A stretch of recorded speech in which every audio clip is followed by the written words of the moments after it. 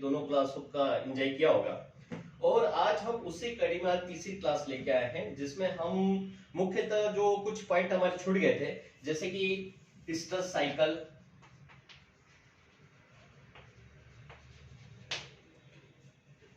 Hormones, कुछ important hormone होते हैं जहां से कई बार प्रश्न उठते हैं, महत्वपूर्ण प्रश्न बनते हैं कई बार हार्मोन से।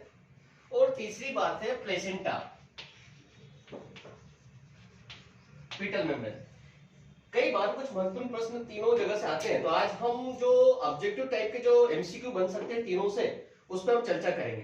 तो सबसे पहले जो हम डिस्कस करेंगे वो स्ट्रेस साइकिल के बारे में।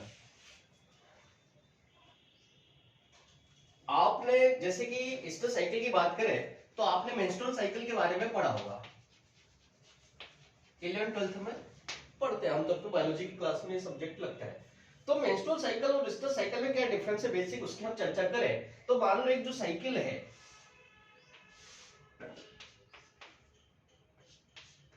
जो ब्लीडिंग का फेज होता है प्राइमेट्स में, उसको बोलते हैं मेंस्ट्रुअल।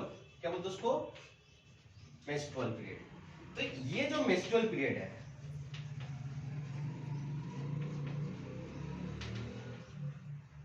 तो जो प्राइमेट होते हैं उसमें ये जो मिड मेंस्ट्रुअल साइकिल है, वहां पे ओवुलेशन होता है।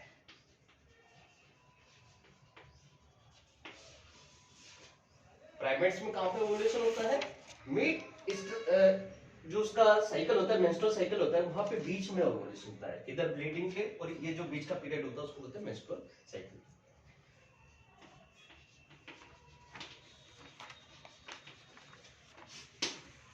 इसमें फीमेल क्या होगा, पूरे साइकिल में रिसेप्टिव होगी, पूरे साइकिल में मेटिंग कहीं पर भी हो सकती है। लेकिन यहां पर क्या होगा, जो डोमेस्टिक एनिमल है, ये किसकी बात करी हमने? प्राइमेट्स की बात करी, जिसमें ह्यूमन बीइंग भी आता है।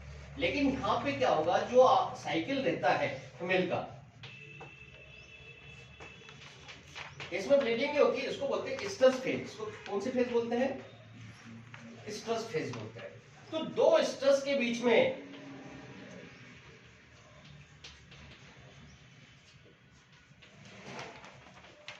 स्ट्रेस फेज के बीच के पीरियड को क्या बोलते हैं? हम स्ट्रेस साइकिल बोलते हैं। और यहां पे जो ओवुलेशन होता है वो जस्ट स्ट्रेस के बाद में होता है। ये स्पीशीज में वेरी करेगा, जिसको अपन बताएंगे ओवुलेशन कब होता है, लेकिन जो स्ट्रेस साइकिल होता है वहां पे स्ट्रेस फेज के बाद में ओवुलेशन होता है। लेकिन मेंस्ट्रुअल साइकिल में मेंस्ट्रुअल साइकिल के बीच में ओवुलेशन होता है। ठीक है, यहाँ पे जो स्ट्रेस फेज होता है, ये यही फेज होता है जहां पर फीमेल रिसेप्टिव होती है मेल के प्रति, मतलब यहाँ पे मेटिंग होती है। क्लियर है चीजें? तो अपन अब स्ट्रेस साइकिल के बारे में थोड़ा सा डिटेल पढ़ेंगे। सिर्फ आपको इतना ध्यान रखना कि स्ट्रेस पीरियड ही वो पीरियड है जहां पे कॉपुलेशन होता है। ओके, स्ट्रेस साइकिल जो होता है, इसकी दो फेज होती है। कौन कौन सी फेज होती है पता है किसी को? एक होती है फॉलिकुलर फेज। ऑब्जेक्टिव में आ सकता है क्वेश्चन कि स्ट्रेस फेज की, स्ट्रेस साइकिल की कौन कौन सी फेज होती है। तो एक होती है फॉलिकुलर फेज, और दूसरी कौन सी होती है? Luteal phase.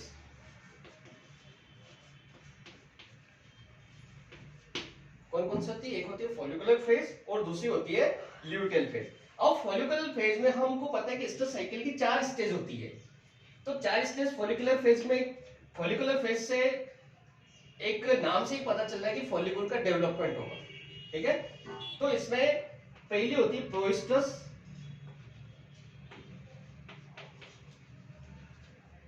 जिसको बिल्डिंग अप पीरियड बोलते हैं। इसमें क्या होता है, जब अपन ओवरी का स्ट्रक्चर अपन ने पढ़ा था, तो अपन ने देखा था कि जो प्राइमरी फॉलिकुलर है वो सेकेंडरी फॉलिकल और मैच्योर फॉलिकल में तब्दील होता है। प्राइमरी फॉलिकल, सेकेंडरी फॉलिकल और मैच्योर फॉलिकल में तब्दील होता है, और जो सिक्रेटरी ग्लैंड होती है उनका डेवलपमेंट भी होता है। तो किसमें होता है? प्रोइस्टस में होता है। इसको बोलते हैं बिल्डिंग अप फेज। और क्या बोलते हैं, ये ऑब्जेक्टिव में आते हैं कभी कभार कि प्रोइस्टस फेज को क्या बोलते हैं? Building up phase. क्या बोलते हैं उसको? Building up phase. प्रोइस्टस के बाद में जो सेकेंड स्टेज आती है वो आती है आपकी स्ट्रेस। कौन सी फेज आती है? Stress phase. इसमें सारे सिक्रेटरी ऑर्गन डेवलप हो चुके होते हैं और सिक्रेशन और सारी चीजें स्टार्ट हो जाती है, इसे बोलते हैं स्ट्रेस फेज। क्या बोलते हैं उसको? Stress phase. ठीक है, तो अपन ने देखा प्रोस्ट्रेस फेज कौन सी है? Building up phase. लेकिन स्ट्रेस में ये एक्सेप्टेंस वाली फेज होती है, इसमें फीमेल मेल को एक्सेप्ट करती है, तो phase of acceptance of male.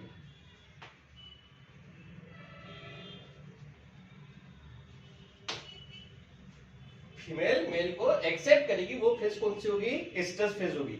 इस तरह से हम देखते हैं कि ये जो दोनों फेज है वो किसके इन्फ्लुएंस में काम करेगी? कौन से हार्मोन के इन्फ्लुएंस में काम करेगी? कभी कभार इसके बारे में पूछते हैं कि जो फॉलिकुलर फेज होती है वो एस्ट्रोजन डोमिनेंट फेज होती है। कौन सी फेज होती है? एस्ट्रोजन हार्मोन का डोमिनेंट होता है, तो एस्ट्रोजन हार्मोन डोमिनेंट करेगा। छोटे छोटे से प्रश्न बनते हैं, छोटे छोटे से क्लिक लगा लेने की फॉलिकुलर फेज में कौन कौन सी फेज आती है? प्रोस्टेस स्टेस फेज आती है। प्रोस्टेस फेज को क्या बोलते हैं? बिल्डिंग अप फेज बोलते हैं। स्टेस फेज को क्या बोलते हैं? इसमें फीमेल एक्सेप्टिव फॉर मेल्स हो जाती है। और ये दोनों फेज किसके डोमिनेंस में काम करती है? एस्ट्रोजन के डोमिनेंस में काम करती है। किसके डोमिनेंस में काम करती है? एस्ट्रोजन के डोमिनेंस में काम करती है। स्टेस साइकिल दो फेज में बटा होता है, follicular phase, luteal phase. Follicular phase प्रोस्टेस स्टेस, और प्रोस्टेस को बिल्डिंग अप फेज बोलते हैं और स्टेस को एक्सेप्टेंस ऑफ मेल ये फेज बोलते हैं। ठीक है, अब जो ल्यूटेल फेज है, जिस तरह से अपन यहाँ पे दो फेज आती है, तो ल्यूटेल फेज में भी दो चीज आती है। कौन कौन सी आती है? स्ट्रेस के बाद में कौन सा पीरियड आता है? मेट स्ट्रेस आता है। क्या आता है? मेट स्ट्रेस आता है। मेटिस्टस पीरियड में क्या होता है? अब यहाँ पे ओवुलेशन भी हो गया। ओवुलेशन कहां पर होगा? स्ट्रेस के बाद में। ठीक है, तो मेटिस्टस पीरियड में जो हम देखते हैं कि जो ओवुलेशन होने के पश्चात कार्पस ल्यूटियम हेमेरेजिकम बनती है। क्या बनती है? सीएल का फॉर्मेशन होता है। किसका? कार्पस ल्यूटियम हेमेरेजिकम का। कार्पस ल्यूटियम हेमेरेजिकम का फॉर्मेशन होता है कहां पे? मेटिस्टस में। और इसके बाद की जो स्टेज आती है स्टेस साइकिल की, वो कौन सी आती है? डायस्टस। कौन सी आती है? डायस्टस। और डायस्टस ही सबसे लंबी फेज होती है स्टेस साइकिल की, इसको बोलते हैं longest phase of stress cycle. पर ये जो ऑब्जेक्टिव बनेंगे उसी पर अपन चर्चा करेंगे। ये क्या होती है? लॉन्गेस्ट फेज होती है। तो स्टेस साइकिल का जो सबसे लंबा पीरियड होता है वो कौन सा होता है? डायस्टस पीरियड होता है। कौन सा पीरियड होता है सबसे लंबा? डायस्टस पीरियड होता है। क्लियर है सारी चीजें? डायस्टस पीरियड में आप क्या होगा? यूट्राइन ग्लैंड सारी क्या होने लग जाएगी? अब इन्वोल्यूशन होने लग जाएगा, सारी चीजें हाइपरप्लाजिया होने लग जाएगा और फिर से तैयारी होने लग जाएगी। तो क्या देखा अपन ने कि जो मेस्टोल स्टेस साइकिल होता है वो चार फेज में बटा है, जो कि फॉलिकुलर फेज, ल्यूटियल फेज होती है। फॉलिकुलर फेज प्रोस्टस और स्टेस। प्रोस्टस को बिल्डिंग अप फेज भी बोलते हैं। स्टेस में रिसेप्टिविटी की फेज होती है। और जो ल्यूटियल फेज होती है वो किसकी होती है? आपकी मेटिस्टस और डायस्टस। डायस्टस सबसे लॉन्ग फेज होती है। ठीक है, और ये जो फेज होती है ल्यूटियल फेज, ये प्रोजेस्टेरोन हार्मोन प्रोजेस्टेरोन डोमेस्टिक होती है। ल्यूटियल फेज में किसका डोमिनेंस होता है? प्रोजेस्टेरोन हार्मोन का डोमिनेंस होता है। छोटे छोटे प्रश्न बनेंगे, ज्यादा कोई बड़ा सोचने की जरूरत नहीं। एक बार पढ़ लो कि भाई ल्यूटियल फेज में कौन सा हार्मोन का डोमिनेंस होता है, क्योंकि मेटिस्टस में क्या बन गई? कार्पस ल्यूटियम बन गई। तो कार्पस ल्यूटियम किसका सीक्रेशन करती है? प्रोजेस्टेरोन की सीक्रेशन करती है। तो ये जो फेज होगी ल्यूटियल फेज होगी, मेटिस्टस और डायस्टस, वो किसके डोमिनेंस में होगी? प्रोजेस्टेरोन के डोमिनेंस में होगी। और जो फॉलिकुलर फेज है, फॉलिकल मतलब फॉलिकल बना है, तो प्राइमरी फॉलिकल का जो फॉलिकल की थीका इंटरना होती है ना, जो फॉलिकल की थीका इंटरना जो होती है, वहां से सीक्रेट होता है आपका एस्ट्रोजन हार्मोन। इसलिए फॉलिकुलर फेज में किसका डोमिनेंस होगी? एस्ट्रोजन हार्मोन का डोमिनेंस होगा। क्लियर है सारी चीजें? ठीक है, ओके, चलो।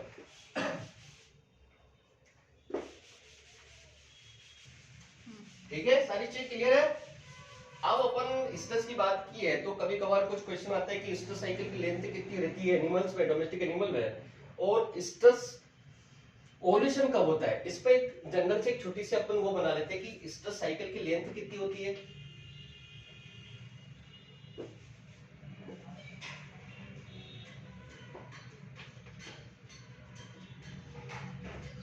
स्ट्रेस फेज की लेंथ कितनी होती है, ड्यूरेशन ऑफ स्ट्रेस, और ओवुलेशन कब होता है, टाइम ऑफ ओवुलेशन।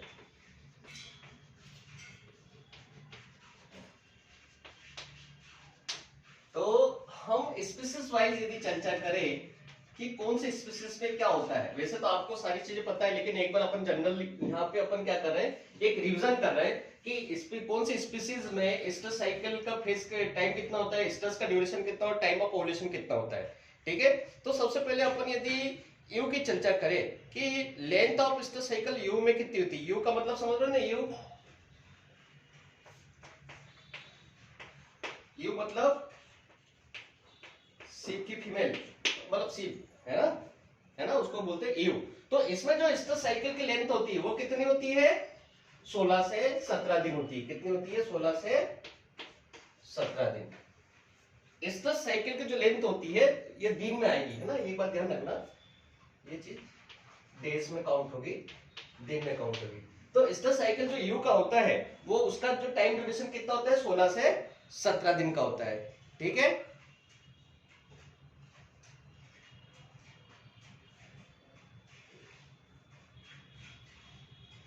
जो स्ट्रेस ड्यूरेशन होती है वो होती है 24 से 36 घंटे।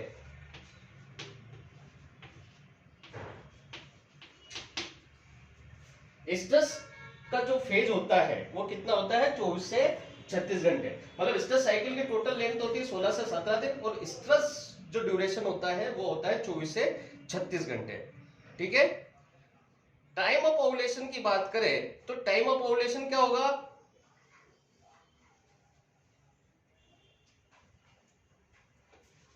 30 से 36 घंटे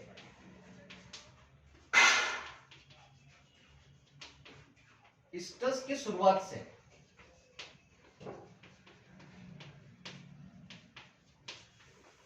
जो स्ट्रेस फेज जो शुरू हुआ है उससे 30 से 36 घंटे, जब स्ट्रेस की शुरुआत होती है उससे 30 से 36 घंटे बाद यहाँ पे ओवुलेशन होगा। कब होगा, जब स्ट्रेस फेज की शुरुआत के जब होगी उससे 30 से 36 घंटे बाद उसका ओवुलेशन होगा। ओके,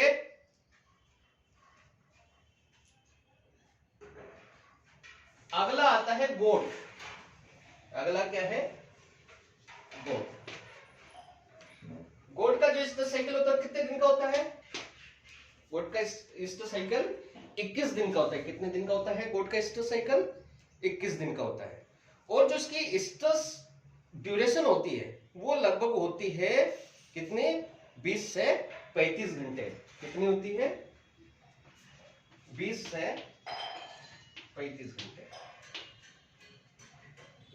गोट में स्ट्रेस साइकिल की जो लेंथ है वो 21 दिन है, और स्ट्रेस का जो ड्यूरेशन है वो कितना है, 20 से 35 घंटे। लेकिन इसमें जो ओवुलेशन का टाइम है वो अभी इतना डाटा अवेलेबल नहीं है, इसलिए इस पे क्वेश्चन भी पूछा नहीं जाएगा कि इसका डाटा क्या है, कि कब होता है ओवुलेशन पीरियड, कब होता है, जिसका अभी तक डाटा अवेलेबल नहीं है। ठीक है, नेक्स्ट आता है काउ। काउ में स्ट्रेस साइकिल कितने दिन का होता है, 21 से 22 दिन का होता है। काउ में स्ट्रेस साइकिल कितने दिन का होता है, 21 से 22 दिन का होता है। और इसमें स्ट्रेस फेज कितने घंटे की होती है, स्ट्रेस फेज 18 से 19 घंटे की होती है। काउ में जो स्ट्रेस फेज होती है वो कितनी होती है, 18 से 19 घंटे होती है।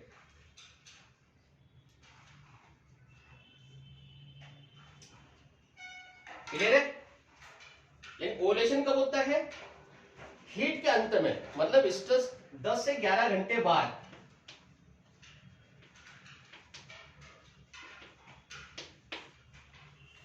स्ट्रेस फेज के समाप्ति के 10 से 11 घंटे बाद यहाँ पे ओवुलेशन होगा। कब होगा, 10 से 11 घंटे बाद। अपने सीट में देखा सा था कि बिगिनिंग से 30 से 36 घंटे बाद, लेकिन काउ में क्या हो जाएगा, हीट खत्म होने के स्ट्रेस फेज के 10 से 11 घंटे बाद यहाँ पे अपने को ओवुलेशन देखने के लिए मिलेगा। एक चीज बच गई मेयर, हॉर्स, हॉर्स में जो स्ट्रेस साइकिल होता है वो उसकी लंबाई कितनी होती है? 19 से 25 दिन। कितनी होती है? 19 से 25 दिन। 19 से 25 दिन इसमें मेयर में स्ट्रेस साइकिल की लेंथ होती है। और उसमें स्ट्रेस गर्मी पे कितने दिन तक रहता है? 4 से 8 दिन। स्ट्रेस का फेज होता है 4 से 8 दिन।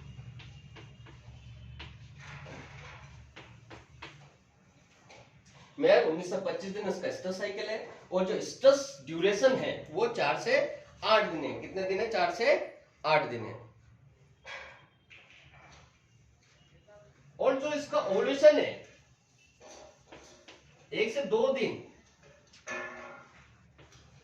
Before end of stress. Stress खत्म होने के 1 से 2 दिन पहले तक यहां पे ओवल्यूशन होता है। चलिए क्लियर है? चारों स्पेशल में क्लियर है? एव, गोट, काउ, मेयर। ओके, बढ़े आगे। ठीक, पॉज करके या अपना कुछ छोटे से स्ट्रेस साइकिल पे जो प्रश्न बनते थे वो सारी चीजें थी। अब अपना जो महत्वपूर्ण टॉपिक है वो है हार्मोन। क्या है? हार्मोन। वैसे हार्मोन होता है क्या है? कई बार इसकी डेफिनेशन भी आ जाती है फिजियोलॉजी में। अक्सर फिजियोलॉजी से क्वेश्चन बन जाता है हार्मोन क्या होता है। तो है किसी को पता हार्मोन क्या होता है? बताओ, किसी को पता है डेफिनेशन हार्मोन की क्या होती है? हार्मोन की परिभाषा?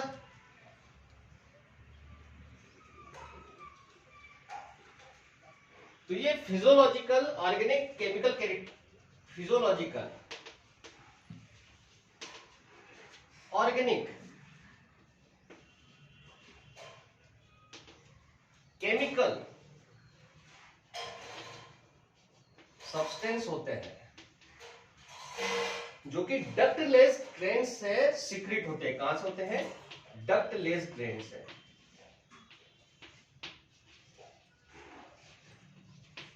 सीक्रेट्स होते हैं और किसी ऑर्गन को या ऑर्गन की एक्टिविटी को कंट्रोल करते हैं। या तो उसको स्टिमुलेट कर सकते हैं या उसको उसकी एक्टिविटी को इनहिबिट कर सकते हैं। वैसे तो हार्मोन की डेफिनेशन निरपवाद नहीं है, इसके बहुत सारे अपवाद आ जाएंगे, बहुत सारी चीजें आती है। लेकिन जनरली जब डेफिनेशन की बात करें तो हार्मोन की डेफिनेशन ही बनेगी कि डक्टलेस ग्लैंड से सीक्रेशन होता है, उसको बोलते हैं हार्मोन्स। लेकिन आज हम जो मेन हार्मोन पे चर्चा करेंगे वो हम रिप्रोडक्टिव हार्मोन पे चर्चा करेंगे, जिसमें जो रिप्रोडक्टिव सिस्टम का जो कंट्रोल है, जैसे कि जो मस्कुलर सिस्टम का जो कंट्रोल है वो नर्व के द्वारा होता है। एक सेंसरी नर्व आती है और एक मोटर नर्व आती है, तो इस तरह से उसका कंट्रोल होता है। लेकिन रिप्रोडक्टिव सिस्टम का कंट्रोल पूर्णतः किस पर है? न्यूरो हार्मोनल है।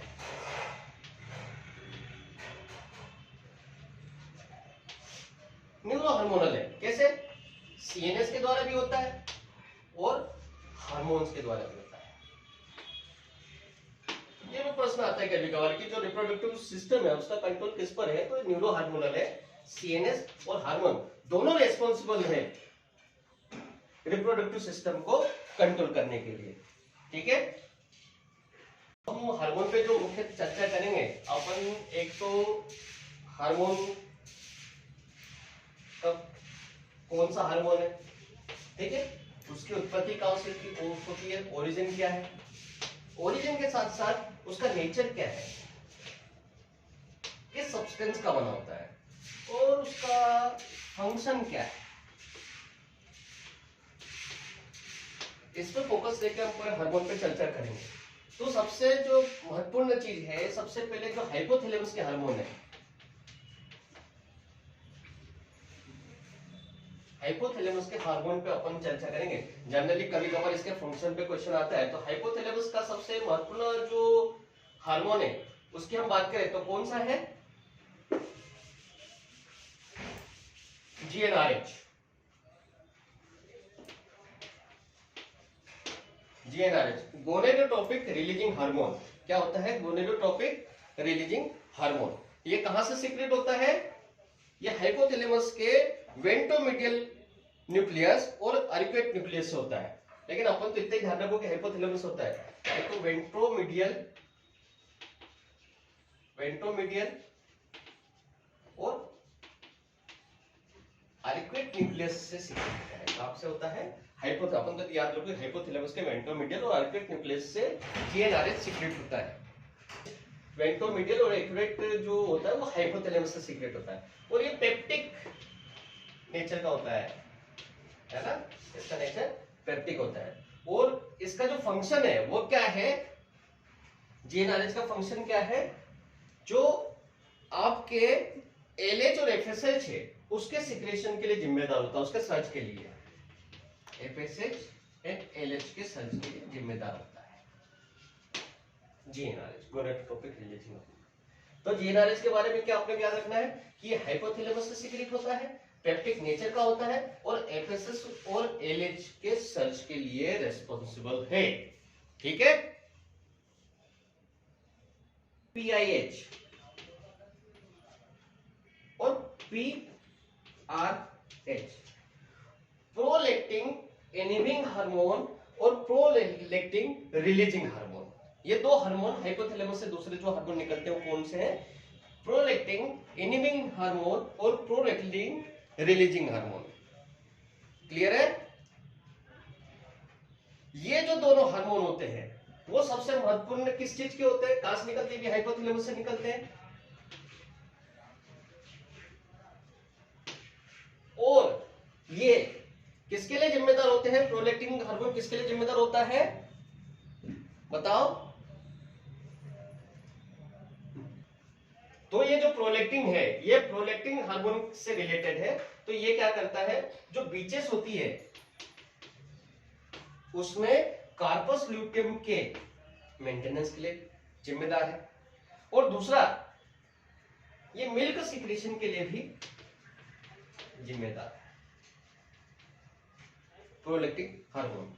किसके, इसके दो फंक्शन क्या है, पीआरएच प्रोलैक्टिन के सिक्रेशन को कंट्रोल करता है और ये मिल्क प्रोडक्शन के लिए, सिक्रेशन नहीं मिल्क प्रोडक्शन के लिए जिम्मेदार है, मिल्क प्रोडक्शन के लिए। और बीचेस में कार्पस ल्यूटियम के मेंटेनेंस के लिए जिम्मेदार है। ठीक है। कार्पस ल्यूटियम के मेंटेनेंस किसमें, बीचेस में कौन जिम्मेदार है, प्रोलैक्टिन हार्मोन जिम्मेदार है और ये मिल्क प्रोडक्शन के लिए भी जिम्मेदार है। अगला आता है आपका हाइपोथैलेमस का ऑक्सीटोसिन हार्मोन। कौन सा है, ऑक्सीटोसिन। ऑक्सीटोसिन कहां से सीक्रेट होता है, हाइपोथैलेमस के पेरावेंट्रिकुलर और सुप्रा ऑप्टिक, पेरावेंट्रिकुलर और दूसरा कौन सा न्यूक्लियस है, सुप्रा ऑप्टिक, सुप्रा। ऑक्सीटोसिन हाइपोथैलेमस के पेरावेंट्रिकुलर और सुप्रा ऑप्टिक जो न्यूक्लियाई होते हैं वहां से सीक्रेट होता है। ठीक है। और ये कहां जाके स्टोर होता है, यहां से सीक्रेट होने के बाद में कहां पे ये स्टोर होता है, पोस्टीरियर पिट्यूटरी में। कहां पे स्टोर होता है, पोस्टीरियर पिट्यूटरी में। क्वेश्चन आएगा कि ऑक्सीटोसिन कहां से सीक्रेट होता है, तो हाइपोथैलेमस से, हाइपोथैलेमस के पेरावेंट्रिकुलर और सुप्रा ऑप्टिक न्यूक्लियस से, लेकिन इसका जो स्टोरेज है वो होता है पोस्टीरियर पिट्यूटरी में। बहुत महत्वपूर्ण प्रश्न है, कई बार ये जब नीट की एग्जाम देते हैं तो उसमें कई बार पूछा जाता है कि ऑक्सीटोसिन कहां से रिलीज होता है, हाइपोथैलेमस से, और इसका जो संग्रहण होता है ना, संग्रहण बोलते हैं, स्टोरेज बोलते हैं, वो कहां पर होता है, ये पोस्टीरियर पिट्यूटरी में। ठीक है। ऑक्सीटोसिन का काम क्या है, ऑक्सीटोसिन का मेन काम क्या है बताओ। ऑक्सीटोसिन का एक तो यूट्राइन कॉन्ट्रैक्शन में,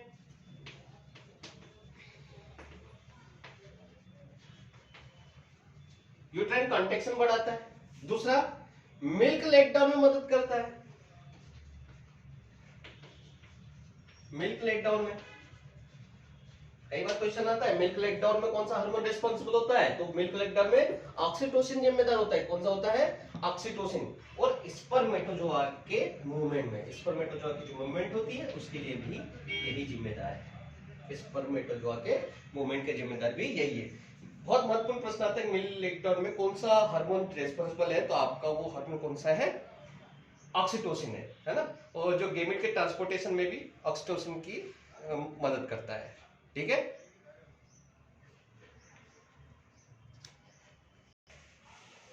ये थे अपने हाइपोथैलेमस के हार्मोन। अब अगले हार्मोन्स क्या आएंगे, एक बीच में था पीनियल ग्लैंड का हार्मोन।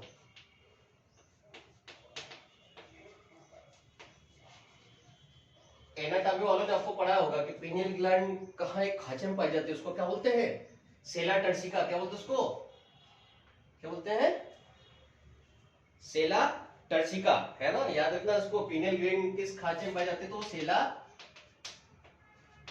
टर्सिका में पाई जाती है। बहुत महत्वपूर्ण प्रश्न है, एनाटॉमी में कई बार प्रश्न पूछा जाता है। तो सेला टर्सिका में पीनियल ग्लैंड पाई जाती है खांचे में। ठीक है, अब अपन पीनियल ग्लैंड की बात करें तो पीनियल ग्लैंड से कौन सा महत्वपूर्ण हार्मोन निकलता है, मेलाटोनिन। कौन सा निकलता है,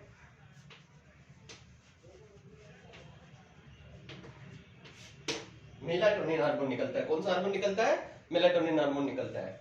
अब ये मेलाटोनिन हार्मोन जो होता है ना, ये डे लाइट के ऊपर डिपेंड करता है, डे लाइट फॉलिंग के ऊपर डिपेंड करता है, और इसका सिक्रेशन डार्क में ज्यादा होता है। ठीक है,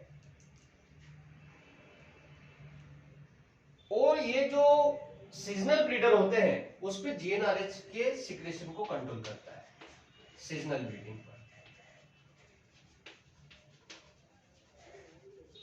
सीजनल ब्रीडर में जीएनआरएच के कंट्रोल को मेलाटोनिन कंट्रोल करता है। के बाद में पीनियल ग्लैंड के बाद में कौन सा हार्मोन बचते हैं आपके, पिट्यूटरी हार्मोन बनते हैं। काय के बचते हैं, पिट्यूटरी के। पिट्यूटरी के दो लोब होते हैं, एंटीरियर पोस्टीरियर, है ना। तो पिट्यूटरी ग्लैंड की बात करें,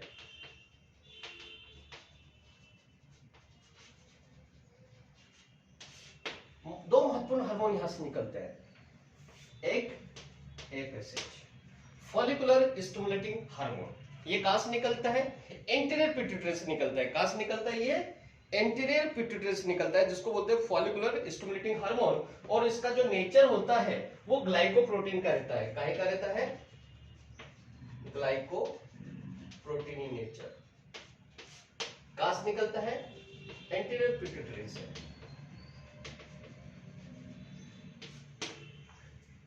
फॉलिकुलर स्टिमुलेटिंग हार्मोन मतलब इसके नाम से क्लियरली क्या करता है, फॉलिकल को स्टिमुलेट करने का काम करता है।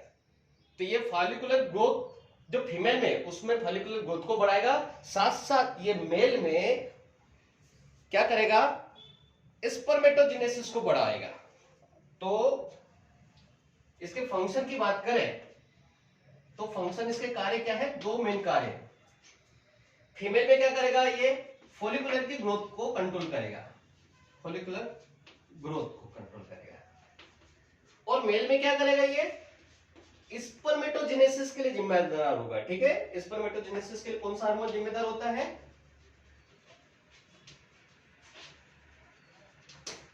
मेल में।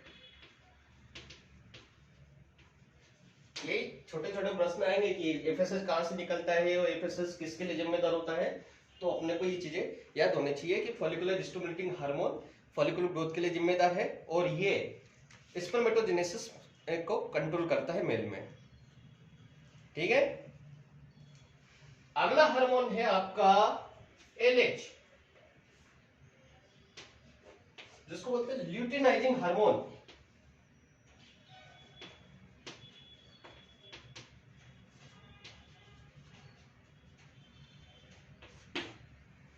ये भी कहां से निकलता है, पिट्यूटरी से निकलता है, एंटीरियर पिट्यूटरी से।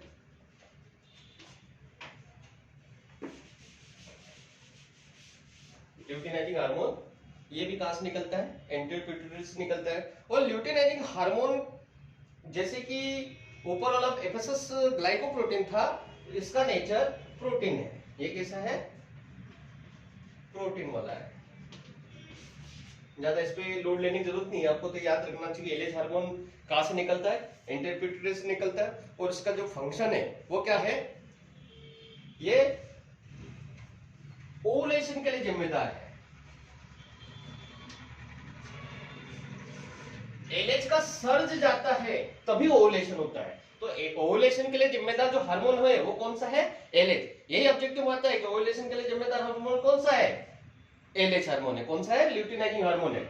और दूसरा क्या करेगा ये कार्पस ल्यूटियम के फॉर्मेशन के लिए जिम्मेदार है ना? कार्पस ल्यूटियम के निर्माण के लिए जिम्मेदार है, फॉर्मेशन ऑफ कार्पस ल्यूटियम।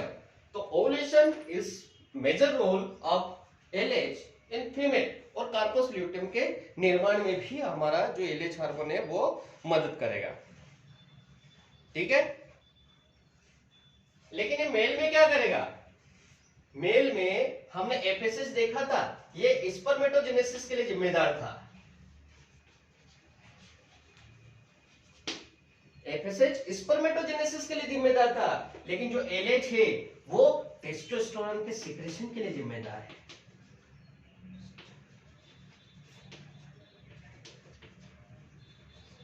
यदि टिपिकल कभी बाउंस आया तभी आएगा ये कि टेस्टोस्टेरोन के लिए सीक्रेशन के लिए कौन सा हार्मोन जिम्मेदार है? तो एलएच जिम्मेदार है। और स्पर्मेटोजेनेसिस के लिए कौन सा हार्मोन जिम्मेदार है? तो वो आपका एफएसएस हार्मोन जिम्मेदार है। तो एफएसएस और एलएच दोनों महत्वपूर्ण हार्मोन है हमारे रिप्रोडक्टिव सिस्टम के, और ये सीक्रेट कहां से होते हैं? आपके एंटीरियर पिट्यूटरी से सीक्रेट होते हैं। ठीक है, और एलएच किसके लिए जिम्मेदार है? ओवुलेशन के लिए जिम्मेदार है। ये सबसे महत्वपूर्ण बात है। एक महत्वपूर्ण हार्मोन आता है पिट्यूटरी ग्लैंड का, इसके बाद में प्रोलैक्टिन। कौन सा हार्मोन आता है? प्रोलैक्टिन। अपने हाइपोथैलेमस पीआईएच पढ़ा था, अब आएगा प्रोलैक्टिन। प्रोलैक्टिन जो मेमोट्रॉफ ग्लैंड होती है एंटीरियर पिट्यूटरी की, मेमोट्रॉफ,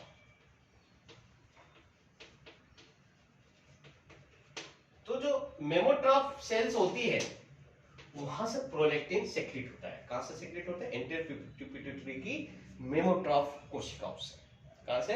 एंटीरियर पिट्यूटरी की मेमोट्रॉफ कोशिकाओं से सेक्रेट होता है। कौन सा? आपका प्रोलैक्टिन हार्मोन। और ये जो प्रोलैक्टिन होता है यही किसके लिए जिम्मेदार है? मैटरनल बिहेवियर के लिए। मैटरनल बिहेवियर के लिए क्वेश्चन आता है, मैटरनल बिहेवियर कौन सा हार्मोन रिस्पॉन्सिबल है? तो वो प्रोलैक्टिन हार्मोन ही रिस्पॉन्सिबल है, जो कि मेमोट्रॉफ से निकलता है, एंटीरियर पिट्यूटरी से निकलता है, जो मातृत्व के गुण के लिए जिम्मेदार होता है। कौन सा? आपका प्रोलैक्टिन हार्मोन। इसके साथ साथ ये लैक्टेशन के लिए जिम्मेदार है। लैक्टेशन के लिए भी जिम्मेदार है। तो प्रोलैक्टिन हार्मोन किसका किसका जिम्मेदार है? एक तो मातृत्व के गुण के लिए, और दुग्ध लैक्टेशन के लिए भी ये हार्मोन जिम्मेदार है। ठीक है, प्रोलैक्टिन हार्मोन अपन ने अभी थोड़ी देर पहले पढ़ा था, जो बीचेस होती है इसमें कार्पस ल्यूटियम के मेंटेनेंस के लिए भी जिम्मेदार है। बीचेस में कार्पस ल्यूटियम के लिए मेंटेनेंस के मतलब ये प्रेगनेंसी के मेंटेनेंस किसमें करता है? बीचेस में करता है। कभी क्वेश्चन आया कि बीचेस में प्रेगनेंसी मेंटेनेंस के लिए कौन सा हार्मोन जिम्मेदार है? तो बीचेस में प्रेगनेंसी मेंटेनेंस, कार्पस ल्यूटियम को मेंटेनेंस करने के लिए आपका प्रोलैक्टिन हार्मोन जिम्मेदार है। तो मैटरनल बिहेवियर हो या लैक्टेशन हो या कार्पस ल्यूटियम का मेंटेनेंस हो बीचेस में, इसका कौन जिम्मेदार है? प्रोलैक्टिन हार्मोन जिम्मेदार है। ठीक है, कौन है? इसके पहले हम लोगों ने हाइपोथैलेमस में किसकी चर्चा करी थी? पीआईएच की चर्चा करी थी। प्रोलैक्टिन इनहिबिटिंग हार्मोन और प्रोलैक्टिन रिलीजिंग हार्मोन, और वही पीआईएच और पीआरएच ये एंटीरियर पिट्यूटरी से आके किसका सीक्रेशन कराते हैं? अपना प्रोलैक्टिन का सीक्रेशन कराते हैं। इनहिबिन इसका इनहिबिशन कराएगा और रिलीजिंग इसका सीक्रेशन बढ़ाएगा, और यही प्रोलैक्टिन की हम यहाँ पे चर्चा करते हैं। तो अभी तक हमने किसके पढ़े? हाइपोथैलेमस के पढ़े, पीनियल ग्लैंड का पढ़ा और पिट्यूटरी ग्लैंड का हार्मोन पढ़े। अब हम आगे कौन सा हार्मोन पढ़ेंगे? गोनेड्स के द्वारा जो सीक्रेट होते हैं उनकी अपन चर्चा करेंगे। यार ये डस्टर में सब बड़ी दिक्कतें आती है यार। हम बात करें गोनेड्स के द्वारा जो सीक्रेट होते हैं उन हार्मोन की बात करें, तो सबसे महत्वपूर्ण जो सबसे पहला हार्मोन है वो कौन सा हार्मोन है गोनेड्स के द्वारा सीक्रेट होने वाला? एस्ट्रोजन हार्मोन है। कौन है? एस्ट्रोजन हार्मोन है। और एस्ट्रोजन हार्मोन कहां से सीक्रेट होता है? फॉलिकुलर के थीका इंटरना सेल से।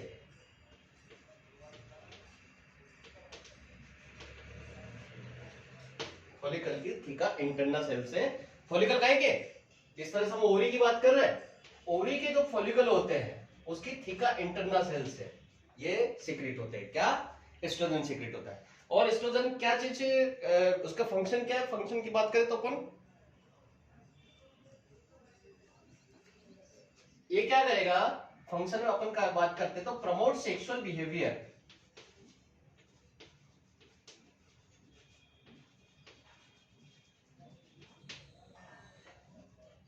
सेक्सुअल बिहेवियर को प्रमोट करता है एस्ट्रोजन हार्मोन, किसमें? फीमेल में। ठीक है, एस्ट्रोजन हार्मोन क्या करेगा, कहां सीक्रेट होता है? थीका इंटरना से, और सेक्सुअल बिहेवियर को प्रमोट करता है। क्लियर है?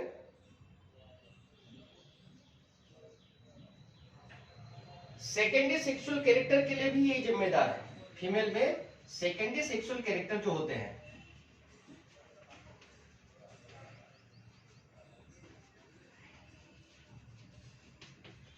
फीमेल के जो सेकेंडरी सेक्सुअल कैरेक्टर होते हैं उसके लिए जिम्मेदार कौन है? एस्ट्रोजन है। और एक महत्वपूर्ण काम क्या है इसका, ये एनाबोलिक हार्मोन है। कौन सा है ये? Anabolic hormone. तो promote sexual behaviour and secondary sexual character के लिए जिम्मेदार है, and also an anabolic hormone. ठीक है,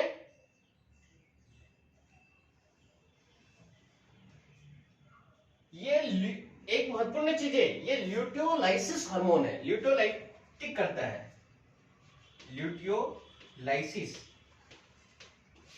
ये ल्यूटियोलाइसिस करता है सभी स्पीसीज में, लेकिन पीग में नहीं, एक्सेप्ट पीग। पीग में ये ल्यूटियोट्रॉपिक होता है।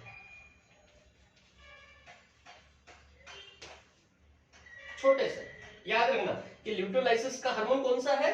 एस्ट्रोजन। लेकिन पीग में नहीं, क्योंकि पीग में ये ल्यूटियोट्रॉपिक एक्टिविटी प्रदर्शित करता है। ये बहुत महत्वपूर्ण क्वेश्चन कभी कभार बन जाता है कि एस्ट्रोजन हार्मोन ल्यूटियोलाइसिस करता है, लेकिन पीग में क्या करता है? ये ल्यूटियोट्रॉपिक हार्मोन है। ठीक है, एस्ट्रोजन हार्मोन के बारे में क्लियर है? Estrogen is secreted from ovary के जो फॉलिकल होते हैं, थीका इंटरना से सीक्रेट होता है, और ये सेक्सुअल बिहेवियर को प्रमोट करता है। फीमेल में सेकेंडरी सेक्सुअल कैरेक्टर के लिए जिम्मेदार है। एक एनाबोलिक हार्मोन है, ल्यूटियोलाइसिस कार्य करता है सभी स्पीशीज में, लेकिन पिग में ये ल्यूटियोट्रॉपिक हार्मोन होता है। क्लियर है? बढ़े आगे, अगला हार्मोन संभाले। क्लियर हो गया एस्ट्रोजन? अगला हार्मोन आता है आपका प्रोजेस्टेरॉन। कौन सा हार्मोन है? प्रोजेस्टेरॉन। अब प्रोजेस्टेरॉन कहां से सीक्रेट होता है बताओ जरा, एक तो बोला भी